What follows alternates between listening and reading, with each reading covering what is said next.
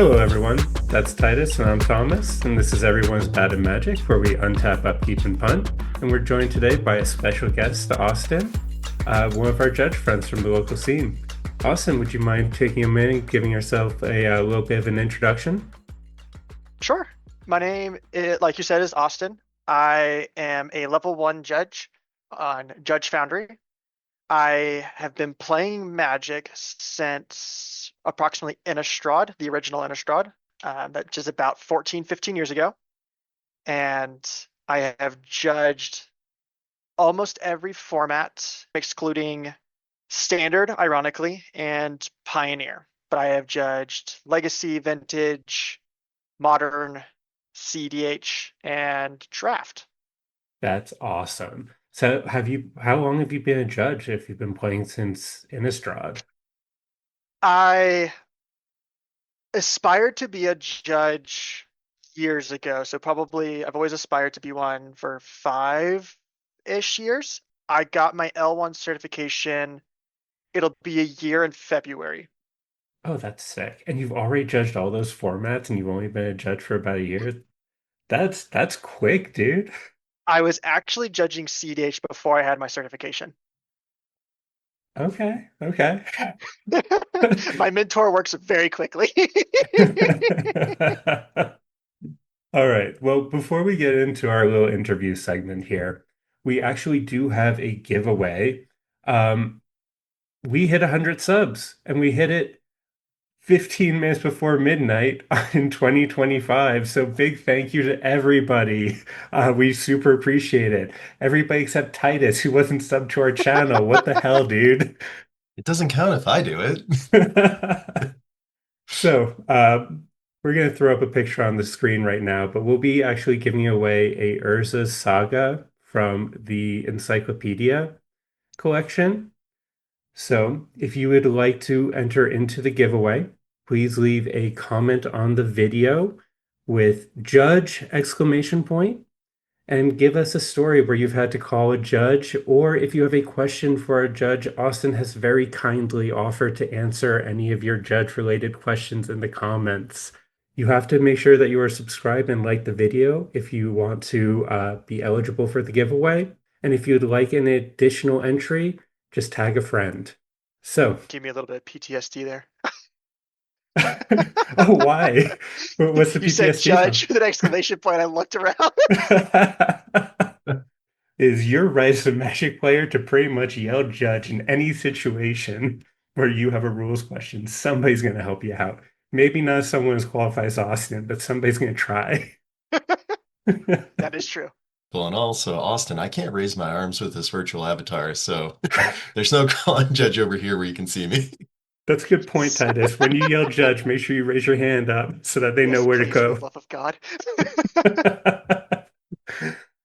You'll just see So, like four guys or four people standing around, looking around, trying to find where it came from. Otherwise, yeah, respect your judge's time. Like that's they're a resource to the community. We have to share them with others.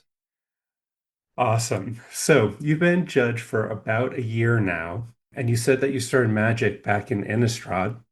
What actually made you fall in love with Magic and made you start coming back all those years ago? oh Lord. So I'm going to date myself a little bit. That was when I was in middle school. Some buddies of mine, we would go to our public library and there would be people just playing tabletop random 60 card because Commander wasn't a format then yet.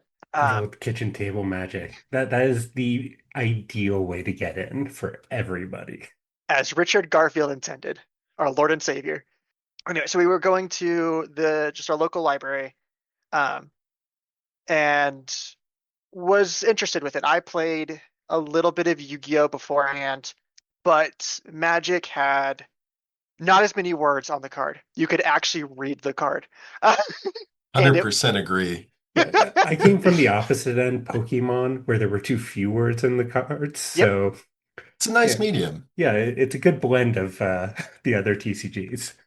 There's also math is a massive involvement in any card game, but you don't have to do hundreds or thousands. It's just Usually, I think the highest or the highest power card is like 15 power. Jumbo Cactor, my friend. Oh, that's right. I forgot they printed that card. Natively, he only is like a 1/1 though. That's fair. It's an attack trigger, isn't it? Yes. But I tried out, I think the very first deck I tried was an elf deck or an unglued deck, which was stupid. Uh, I know exactly what you mean because one of my first decks that I built was from that bulk common box in yep, my LGS where I found the cheese stands alone and I was trying to build a deck around it. So, say what you will about the unsets, they are a great way for kitchen table to kind of open that gateway. yep. One of my favorite cards actually is Squirrel Dealer. And you ask a random player outside the game, or a random person outside the game with no context, do you like squirrels? Yes, you could create a 1/1 squirrel token. Otherwise, you don't do anything. I I think I have that in my collection. I know exactly the card you're talking about, and I love that. Yeah, I fell in love with the game. I ended up my very first deck I built and I played in a tournament was a Guile Dovescape deck. The entire premise of the deck, it was mono blue, either mono blue or Azorius, and just to land Dovescape and Guile, which is a combo. The Guile or Dovescape says whenever a creature or whenever a player casts a non-creature spell, counter it, and they create a number of 1/1 birds equal to the CMZ, I believe. Guile says whenever one Those of are your the spells cards is up on the countered or screen whenever as you well. counter a spell, you exile it and can cast it for free. So you cast Brainstorm, gets countered by Dovescape, get a 1/1 bird. Guile lets you exile it and recast it, gets countered by Dovescape, rinse and repeat. That's sick. And that was your first deck that you Yep. that's I placed second in the tournament. that's It freaking was rad. a very small, just 60 card. I think it was technically modern, I guess. And not to backpedal too much, but you mentioned that you had a mentor that kind of pushed you along on the judge train and maybe put you into a judging role a little bit sooner than you might have otherwise been there. Absolutely. I moved out here, oh Lord, 4 years ago, 3 years ago. And when I first moved out here, I found a local LGS and I eventually made it known that I was interested in becoming a judge. And everyone there knew my mentor. I don't know if they would appreciate me name dropping them, so I'm not going to. From that night, because they were actually there, we talked, and they are now my best friend. Not only that, and my mentor out here on the scene. But I couldn't be where I'm at without them. Or I take that back. I probably could, just much slower. Well, that is amazing. And I didn't realize that we'd been playing together for pretty much the entire time you Yep. lived out here then. Because we've been playing together for for pretty Hmm. much 3 years at level 7, right? Yep. Oh, that's super cool. I didn't realize you were that fresh to Colorado. Yes. I originally am from Kansas, so Okay. Super cool. not a whole lot of magic back there. Just corn. So it sounds like you're playing a whole bunch of formats and not just judging them. Is there a Yes. particular format that you kind of find yourself gravitating towards more than any other? I fell in love with Commander when it was first being fleshed out. I think my very first Commander deck was one of the weird tricolor dragons, but my first actual one was a Zuri Renegade Leader, Okay. Elf Tribal. Since then, I've come a long way. I now play Vivi Orniteer. Is it Storm? Uh, Yo. uh, but I also play a bunch of Modern, and my deck of choice there is, well, no surprise, Ruby Storm. I mean, Okay. elves kind of stormed, you know? Creature Storm, right? Elves are bad right now, though. Honestly, after you said Dovescape combo, I was going to assume that you were going to be playing that Orm's Chant lock deck with Isochron Scepter. I tried ISO chant lot. I it felt clunky to me. I'm actually trying out a few other decks. I'm really having fun with Blue Belcher right now. My favorite commander I've ever built was Tameshi, Reality Architect, because it does weird crap, and I get to do that in Blue Belcher, and it's so much fun. Yeah, Blue Belcher is a Tameshi deck for those Yes. who don't know. Do you want to explain the combo for those who may not be familiar? So, Blue Belcher, technically speaking, you run 0 lands. All of your lands are what are called MDFCs. They are the backsides of cards, so like Seagate Restoration or um, Hydroelectric Specimen. You play those, you build up, you play things like Flagi Architect. I'm going to butcher that name. Yeah, Pelagi Um, Architect. You right on the Churn money. through your deck, find other instants of sorceries that happen to be lands, or War of Invention to go grab your Lotus Bloom, which is Black Lotus at home, basically. Um, doesn't have a CMC. It has Suspend 3 for 0, tap sacrifice for any 3 colors. But the namesake card of the deck, because you run 0 lands technically, is Goblin Charbelter. It's a 4-drop artifact with the ability of 3 tap, deal X number of damage to any target, reveal cards from the top of your library until you reveal a land. Then deal damage to any target equal to the number of cards you reveal this way. Dude, that's pretty good off the top of your head. No joke. Like that's a lot of text on that card. I can't Yeah, remember anything. My head is an encyclopedia of Magic the Gathering. That's that all it that is. yeah, that's good when you want to be familiar with cards in terms of judging. Yep. Don't ask Also me to play. change the Mephistopheles though. I'll need a flowchart. I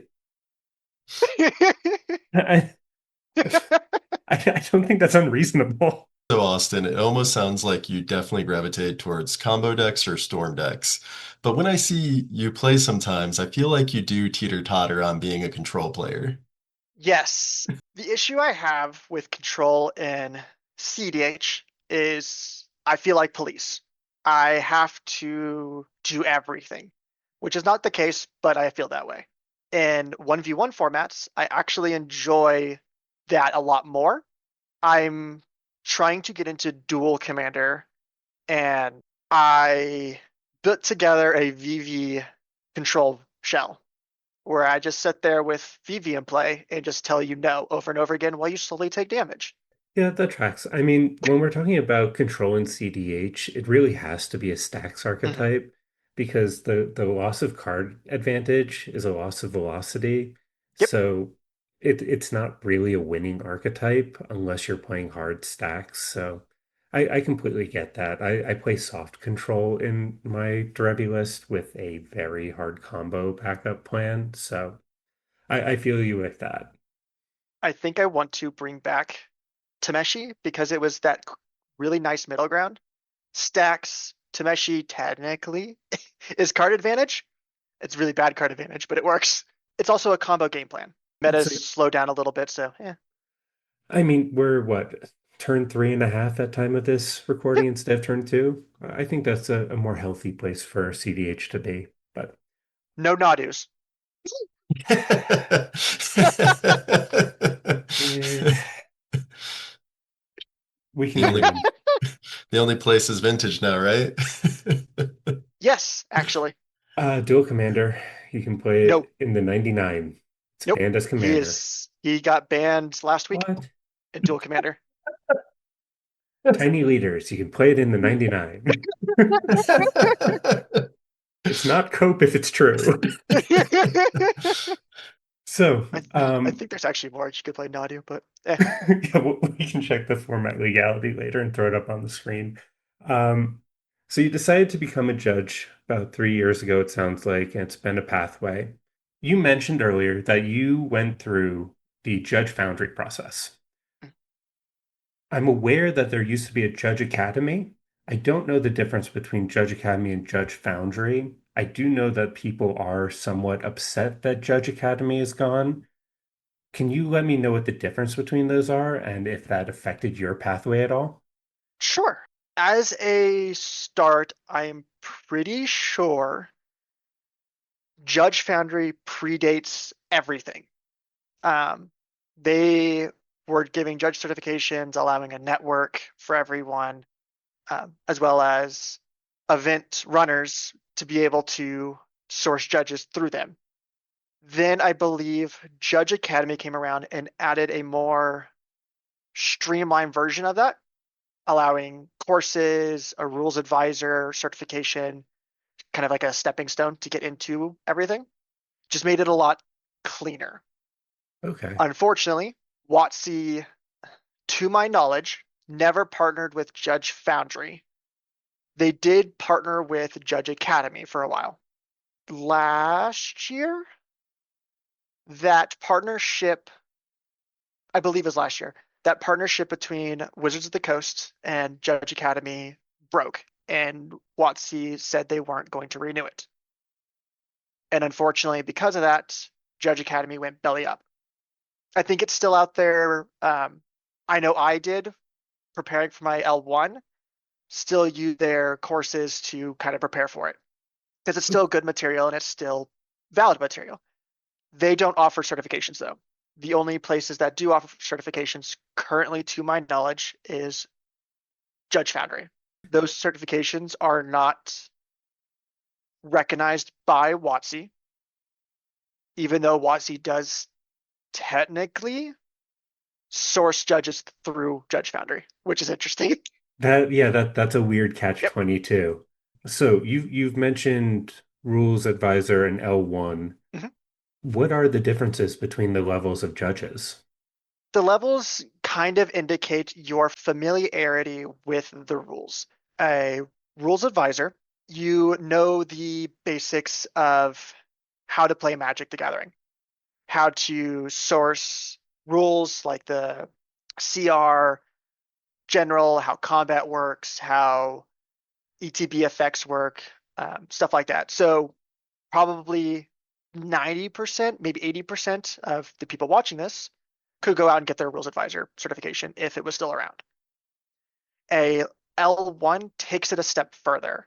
You need to know intricacies of layer 7 of the subsets, which include switching power toughness, modifying power and toughness, like 1/1 counters, auras, stuff like that, as well as a lot of regular rules enforcement level stuff. So that's going to be your FNM, your normal, anything that happens at FNM, basically.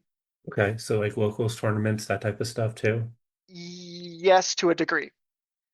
A lot of local stuff also does run at competitive rules enforcement level. Technically speaking, a level 1 judge, they are not required to know the knowledge at comp REL level. Okay. The L1 exam is all over reg or regular rules enforcement. If a person shows up late to F&M and there's pricing, stuff like that, they're running it, you're gonna be a lot more lenient. Stuff like that. Comp REL, 5 minutes, you're out. L2 to L5 is all comp competitive. Okay.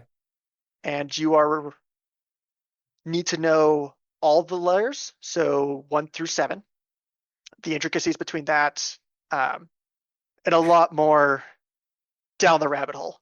It's Okay. fun. Good. Yeah, no. Magic's freaking hard. Got it. Thousands of pages of rules text. I would say maybe 100 pages of that is actually relevant to most people. So, a couple of follow-up questions in regards to that. Do people that kind of aspire to be a judge or just want to look in that, or, especially with the higher level events, do they spend time looking at things in advance, kind of studying, refreshing themselves, or do they just play everything by ear and whatever comes up?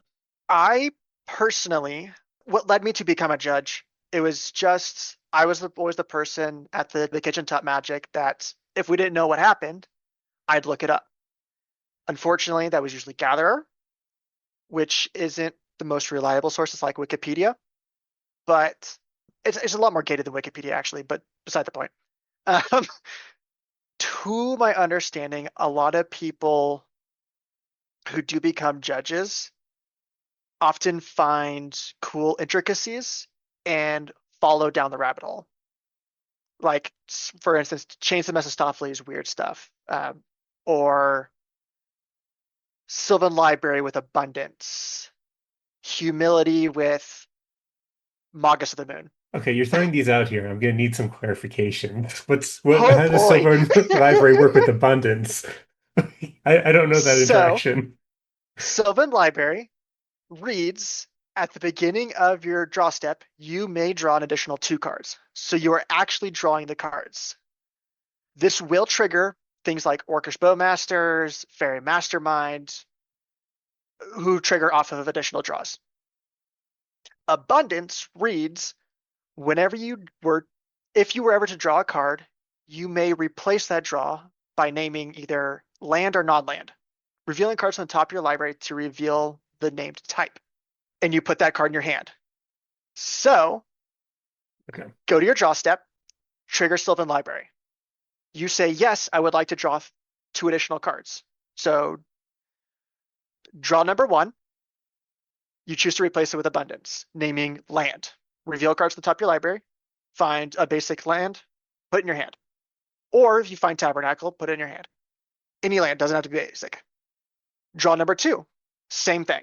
You can name non-land this time, reveal Brainstorm, put it in your hand. Draw number 3, do the same. These are not draws. Abundance gets around anything that triggers off of a draw. That's a cool interaction. So I are was you, unaware of that, and I really appreciate that. I also did not think of that combination, but so are you still paying the life or no life? Nope, because you aren't drawing cards. So Sylvan Library does read, if you do, choose 2 cards in your hand, draw into this turn. You drew 0 cards. You put cards from your library into your hand. All right. I like it. I would still have to call a judge to explain that to my competitor. Like I would not trust, I wouldn't ask my opponents to trust me on that. So, I think I would point them to this episode. Okay, you have to fast forward to this watermark, and this is Give where the Austin timestamp. explains how this works, and that's where we're gonna trust it. so on Blood Moon effects, like Urza Saga, right? That no longer goes to the graveyard, correct? When, Correct. okay, they changed that. Yeah, that's Yes, how that layers work was now. updated in either October? Final Fantasy set or Edge of It Eternities. was Edge of Eternities, I believe. It was one of the two. I don't remember exactly which. I think it was. I thought it was Final Fantasy because they have a lot of saga creatures. Oh, maybe I'm wrong. Uh, Eh, I It is think it is changed. that, yeah. When is irrelevant, I guess. yeah. But Uh, yeah, knowing stuff like that, and especially with the changes too, right? I mean, that's something probably to be aware of because they've even changed like how the commander's zones work for death, right? It used to be something different, and now they go to that zone and then they go to the command zone, if I understand. Yes. Okay. But before So they just went to the command zone. well, it's a replacement effect, isn't it? Or yes, technically. So we'll give a little context. So if you understand how death triggers work, right? If a Yeah. creature dies, X happens, like Blood Artist. Mhm. Whenever a creature dies, target opponent loses a life. You gain a life. However, if a player controls Rest in Peace, exile all ETB, exile all graveyards. If a card would go to the graveyard, exile it instead. That no longer triggers death effects because they aren't dying; they are getting exiled immediately. Right. So Blood Artist would not trigger if I sacrificed, I don't know, a 1/1 squirrel, as long as Rest in Peace is in play. Command Zone situation is roughly the same. If you had Jury, oh, I don't remember his title. When his last ability says, when this creature dies, it deals damage to any target equal to its power. If it never hit the graveyard, it would not trigger that if it was your commander. Okay. So it has to hit your graveyard first, allowing the triggers to happen. Then you can do the replacement effect to move it from any zone, in this case the graveyard, to the command zone. So that's kind of where this rule came into play when they made that Yes. change. So it hits the zone, you get that trigger, and then Hmm. you can put in the command zone where prior it would just win in the command zone and you would have got no effect. Exactly. Well, you could technically choose it to put it in the graveyard, but after you made that choice previously, you could never choose to put it back in the command zone Right. unless it got It's shuffled in or exiled or something. It changed zones okay. again. And then there's other cool little interactions, like you've brought up rest in peace. However, people have spoken about in prior content before about Garuda, and Garuda's ability actually still gets the card regardless of rest in peace being in play. And Uh, Garuda is going to be Garuda reads Companion 4 and 2 Demir. For when Garuda enters the battlefield, each player puts the top 4 cards of their library into their graveyard. Put a creature card with an even converted mana cost from among those cards onto the battlefield under your control. It's a 6/6. There's since also a Garuda doesn't $196 printing care of it. about them being in the graveyard, it just cares about the cards. This, I'd have to research more into this one okay. because my first impression, without looking up rules text and anything, um, for any person trying to become a judge, if you're not 100% on a rules stance, look it up. Take the extra 5 minutes and give the players an extra extension to look it up and be 100% sure. So that's actually a really good point, Austin. Where can people reliably look up these rules?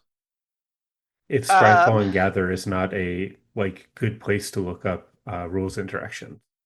Scryfall and Gather are fantastic for Oracle text, which is the first step. The place that I would recommend any judge that I would be mentoring, and also my mentor gave me, there's an app that's on at least Android. I'm also pretty sure it's on iOS. It's called JudgeCore. In JudgeCore, you can get everything from Oracle text. You can get quick references for layer interactions. You can get things like mistriggers. And is this available for anybody, or is this exclusive to people who have gone through some of the judge Mm. training courses? It is 100% free. Anyone can go on the App Store, download it. That will be linked in the show notes below. Okay, cool. The very first tab is the comprehensive rules, which is everything from Magic's history, up and from alpha clear up until the most recent set is Spider-Man, and I believe it's updated for Spider-Man. Avatar: The Last Airbender? You are correct. It is Avatar. Okay, so again, that is Judge Core. We will have that linked in any other resources that Austin references in the show notes below. Other than Judge Core, are there any other resources that you would recommend that players look up rule interactions from? This one is going to be a double-edged sword.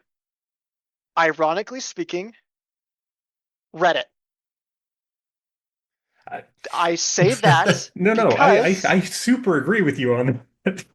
Reddit, and I don't remember the other one. I just saw it earlier.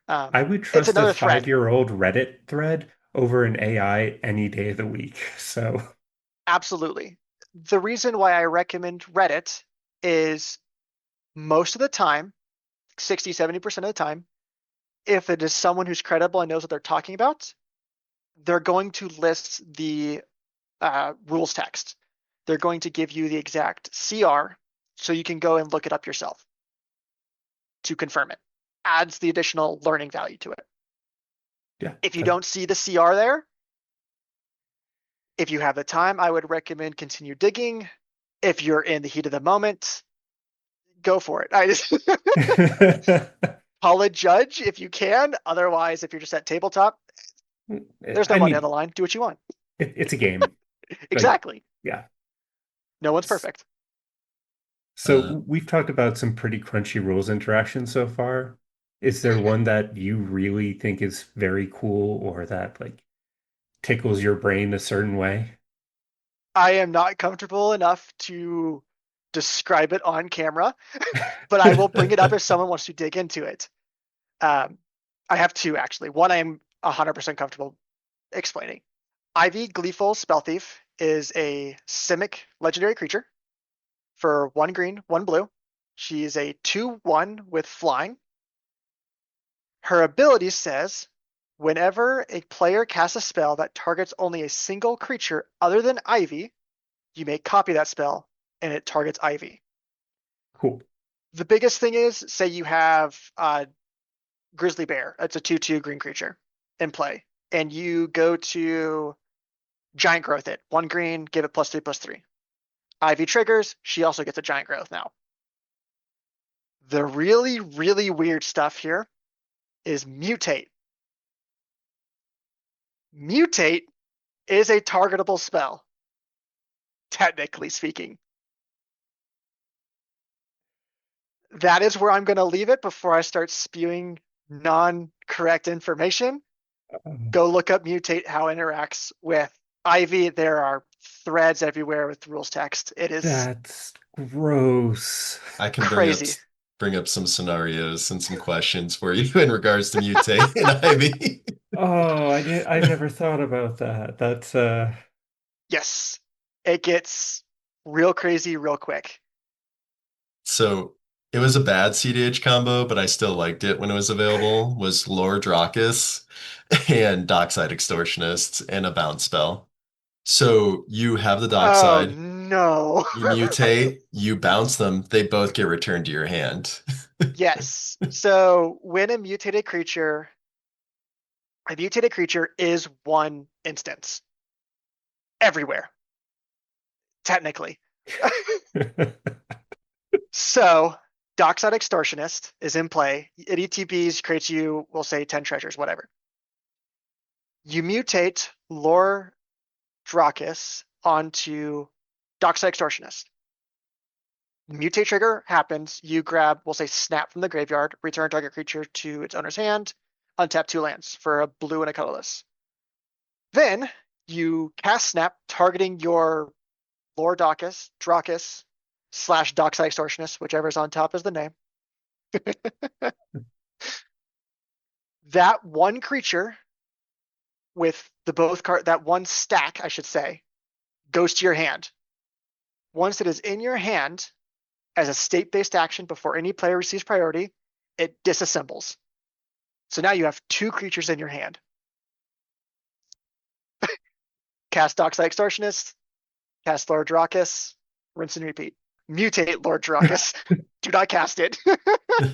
thank God we don't have to worry about that anymore. No more Dockside, but it was not a great combo to begin with. But I did Yep. like that. You can also flicker apart creatures that are mutated together. Yep.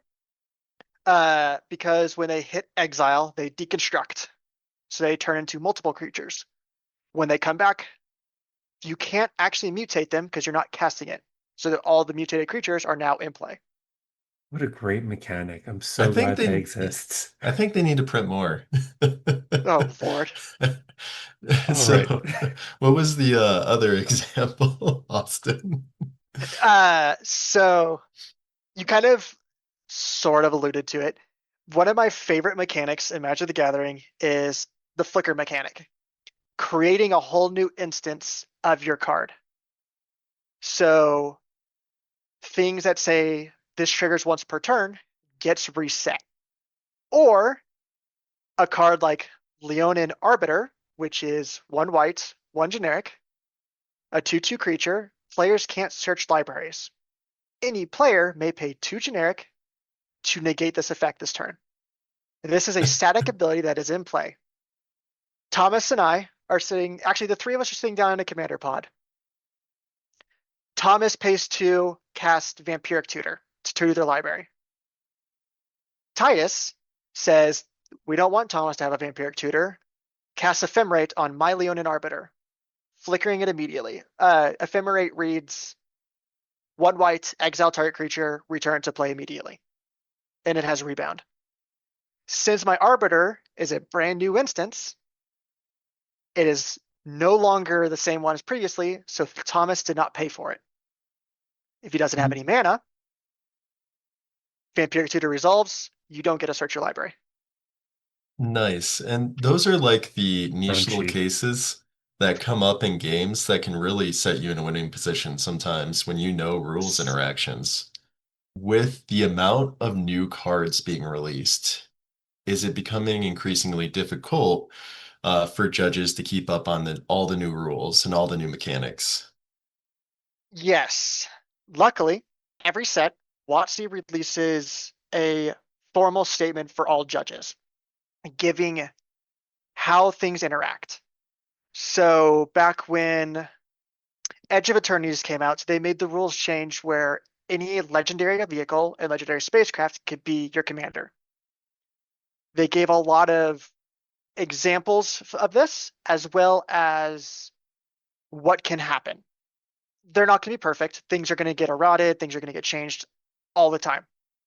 That is a very good start to any judge to help them through it. As well as you need to be familiar with comprehensive rules. Judge Core has a search function. So, for instance, Leonid Arbiter, the situation.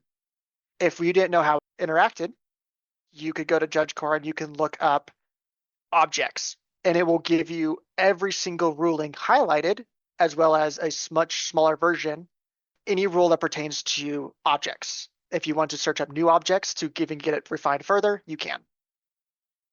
It's like learning Control F on going through a research document. It's priceless.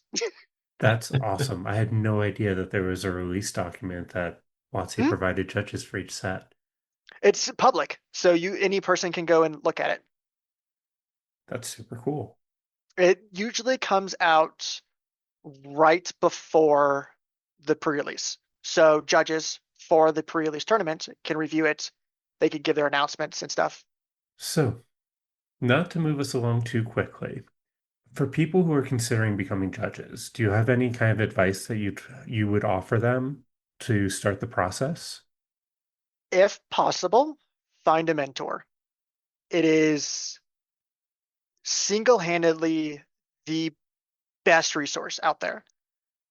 Just because if you're not 100% on a rules question, you can always ask them. And if they don't know, you're basically spreading a network to find the answer. A fantastic example of this, my mentor and I went to judge an RCQ in California several months ago. And we found a very weird rules interaction between Kaido, the planeswalker that turns into a creature. I do not know his title off the top of my head, and Dress Down. Uh, This was very prominent in Modern because those cards were actually played. We had L5s, L4s. My mentor, I'm pretty sure they have their L3 now. Everyone were huddled together before everything, just trying to figure out for fun. We couldn't come up with an answer before the event. So we all came to a common consensus with the head judge of this is how we'll rule on it. After the fact, we found out we were correct. Everyone was looking up through rules text and everything. I do not remember it off the top of my head. I apologize. That's still so really cool. I'd have to I go down the rabbit hole again. I can agree with that too. Having a group, definitely that supports you in making a decision or ruling. Hmm. First off, it can definitely increase, like boost confidence. But the other thing is too, whether it's, in our professional lives or even Hmm. in other groups or hobbies or activities, being able to have that conversation, be able to have like ideas tested and somebody point something out and maybe something that we didn't notice because we were so like tunnel visioned on one thing. I think that's a very positive thing as well. Yep. And then there's also Discord servers everywhere. Yeah. I'm a part of five-ish. If you don't know a rules question, chat. There's always going to be someone online. Or even if you can't find a mentor in your local scene, like when I lived in the cornfields back in Kansas, I knew two judges and they weren't great. Uh, they tried their best, God bless their heart, but Um, It's okay. I don't think our reach is out there yet. So if I can just echo that sentiment, Magic lives in Discords right now. Mhm. I can speak from experience. I was TOing a tournament a couple months ago, and I had a question I couldn't answer for one of my pods, and I just jumped into one of our local Discords, and Austin's mentor was kind enough to type out a freaking dissertation for my question. I love them. Um, which was amazing. So chances are, if you have a local Discord for your standard or your modern or your CDH, there's probably a rules chat where there is a judge who is willing to answer your questions in it. I actually have a horror story that goes along with that. The very first event that actually the only event that I've ever had judged currently was a trios event. It was a weird modern spinoff, Legacy and Vintage. It was 3v3. They were all 1v1 games, but it was a team of three versus a team of three. Um, and a situation came up, and I had no idea what to do. The situation was a player had illegal cards in their deck. The modern format that they were playing was you can only play cards from a certain during a certain era. Huh. And he had cards in his deck that were newer than that era, like kind of like pre-modern. Yeah. I had no idea what to do. I've never been in that situation where a player had illegal cards. Like I think like 8 of them. What to do in a CDH tournament? We just say, "Do you have a readily available actual version of this card to play?" The card's not legal, so we can't do that. So we replace it with a basic. I felt it was unfair because they wanted it at Comp REL, but it was still friendly. So I didn't think it was fair to put 8 basic lands in a 60 card deck because he was going to get hosed for the entire night because this was game one. I made the executive decision. He can find cards within a certain time frame to replace it. If he can't, we replace them with basic lands, legal cards, and we'll write on proxies because it was a proxy friendly tournament. If it wasn't proxy friendly, unfortunately, it was going to have to be basic lands. Yeah. But Reasonable. um, my question is, what penalty do I give him? Warning, disqualification, game loss? I I didn't know. Technically speaking, I believe it was supposed to be match loss. So he loses the best 2 of 3, 100%, and he can move on to the next round. I just gave him a game loss. He moves to game two. Instead of giving them a full game loss, I just gave them a match loss so they can move on to continue playing, and I win at hose 3 players versus just 1 player to try to disrupt the game as little as possible. Because in the end, we're there to make sure the event runs smoothly and make sure everyone has a fun time. Head judges will sometimes actually break the rules or allow rules to be broken for that specific case. It doesn't happen often, but it can happen. Because of this, the head judge is always the final say in competitive events. Yeah, that's a really interesting position to put yourself in, especially if it's not something that you've really trained for or not something that you've done in your professional life or something Mhm. that you've worked towards outside of the magic sphere. So I have to assume that there's some sort of conflict resolution aspect to Yes, judging in magic that hopefully is part of the training if it's not something that you've done like leadership training for outside of magic. it's not usually, which is why I guess I want to reiterate you find a mentor because the mentor will help you judge events. They often will be the head judge and you'll be the floor judge. So they will always have your back. Whether you make the wrong ruling, they'll come there, for lack of a better term, to your rescue, fix the ruling, make sure the players are all happy, make sure everything's running smoothly. And then afterward, which has happened to me, pull you aside and tell you This is how it's supposed to run. This is how it's supposed to work. This is why we don't do it that way. Okay. So this kind of segments into another question I had for you. You mentioned that judges can normally be found through Judge Foundry for Mhm. events. How would one go about procuring a judge for a tournament? So if you don't have your own network of judges, like out here in Colorado, you know a person who knows a judge, and from there you can find 20. Clear up to people like Matt Marhaney, which is the biggest brain out here in Colorado, I would say. Discord, again, fantastic resource.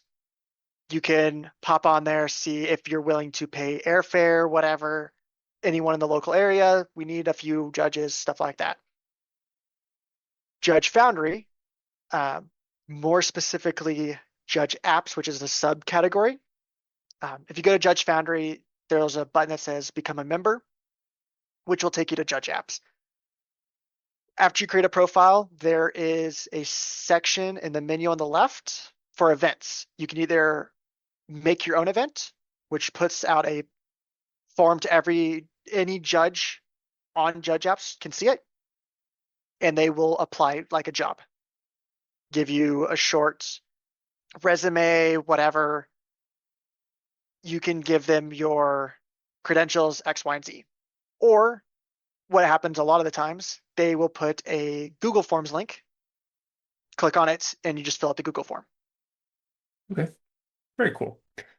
So, Austin, one of the questions I would have to ask, whether it's 60 card or within Commander, what is one of the most common mistakes or questions, like the average, that you see come up? Oh boy. Um, Probably the most common mistake I would say I see, people usually don't even realize it is a mistake, is the one I mentioned earlier. If cards are being exiled, they're not dying, so they won't trigger death effects. Because your thought process is if I'm sacrificing my creature, it is dying. I'm not gonna lie, when you said that, I thought back to a buddy's deck who I'm not gonna put on full blast right now, and just had a you mother effer Yep, moment. Like I lost so many games I didn't lose moment. yep. Um, I could supply CR for that as well. Because I've had to look it up. It's come up in a tournament that I was judging. I was under the same impression. I was like, I know this rule. I don't have to look it up. I've done this the same way for years. Luckily, there was another judge in the chat with me because this was virtual. It was a CDH tournament, and it was someone was playing, I don't know, Sephiroth or death something. effects, and I think a ley line of the void was in play. They asked for a judge, and me and another judge came into the chat, and I gave my ruling, and the other one stepped in. It's like, no, no, no, that's not correct. It works this way. And then he pulled me aside afterward and helped me find the CR and everything. And I was mind blown, basically. It's like, I have played Magic for 15 years wrong. Yeah, that one's just wild. Do they still get death triggers for planar void because it's a replacement effect? Correct me if I'm wrong. Not replacement, apologies. It is a triggered effect from the graveyard. They sure do. This actually came up in a tournament I judged. So correct me if I'm wrong. Planar Void reads, when a creature dies, exile it. With some nuances here and there, correct? Planar void, a one singular black pip enchantment states whenever a card is put into a graveyard, remove that card from the game. Yeah, Oracle text, whenever put into the graveyard from anywhere, exile that card. Oracle text is your best friend. Always go for that. Don't Reading the card does not explain the card all the way. I promise you. Um, anyway, to answer your question, yes, that still triggers death because it is a trigger effect. It is not a replacement effect. Leyline of the Void and Rest in Peace is an intervening F clause. If a card would hit the graveyard, exile it instead. So as a replacement effect. Cool stuff with Planar Void. If any Hashaton players out there, not Hashaton, Ketramos. Ketramos is the one, yeah. Yep. Planar Void is basically Necropotence on steroids. You need to be careful because it can kill you, but Yeah, I'll there's a let really cool them figure it Ketramos all out. standard deck rolling around right now that Mhm. keeps kicking my butt. Uh, where it's just essentially board wipe, exile tribal, and then they just kill you turn 13, Mhm. 14 with Ketramos. It is unbeatable with my current deck. Well, Austin, thank you so much for joining us today. I do have one last question that I need to throw your way, and this is something that we're planning on asking every guest moving forward. Mhm. But do you have a signature deck that you feel like you are known for throughout your Magic career that you would say that despite every format you've played, this is the deck that defines who you are as a Magic player? If you were to ask me this question, we'll say 5 years ago, I would have told you Niv Mizzet, either Firemind or Perun, Nice. because that was my very first. I'm going to beat your face in deck. This is going to be my competitive deck. Yeah, what Sorry. format specifically, though? That's CDH? Yes, those would be CDH. Okay. My pet card of choice. I love my VV deck to death. I love VV as a card to death. I unfortunately would have to give that crown to Tameshi Reality Architect. It has so many weird interactions, so much little nuances. You can build two different decks and they'll never be the same. While I was playing Tameshi and shortly after, I was actually given the title as the local Tameshi expert, which was wild. There's a really big Tameshi player who plays CDH a bunch, um, who has dominated several tournaments, and no one knows why, because Tameshi's a sleeper. Love him as a card. I probably am going to bring back my CDH Tameshi deck. I'm going to try him out in Dual Commander, and I love Blue Belcher. So Fair All enough. right. You heard it here. Austin's a Tameshi stan, and we have some more of that to look forward to in the future. I'm so sorry. To to give a fist of the North Star, is the player Naestrom, I think, Yes. who's been on, yeah. They made statements about like they're already in a winning position and the other players just don't know it. But the Yep. funny thing I think of is Fist of the North Star, where it's like you're already dead. Yep. And then they just explode. I actually have talked to Neostrom quite a bit when I was playing Tameshi. Really cool person.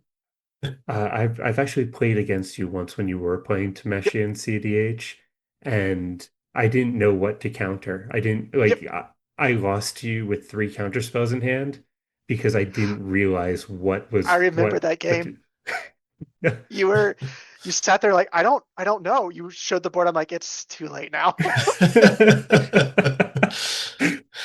Austin, thank you so much for joining us. This has been an absolute blast. I think we're definitely going to have you back at some point. Um, Joy talking to you. Before we wrap up, do you want to say anything to the people out there?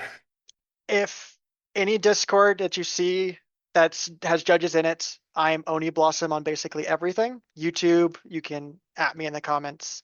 Um, Discord, whatever it may be, and I'll be happy to help, or I'll point you to who can, or I'll go find someone who can.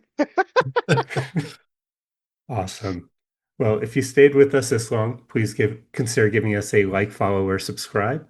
And don't forget to enter into the giveaway by leaving a comment with Judge and asking a question for Austin or sharing a story about a time where you've gotten help from a judge.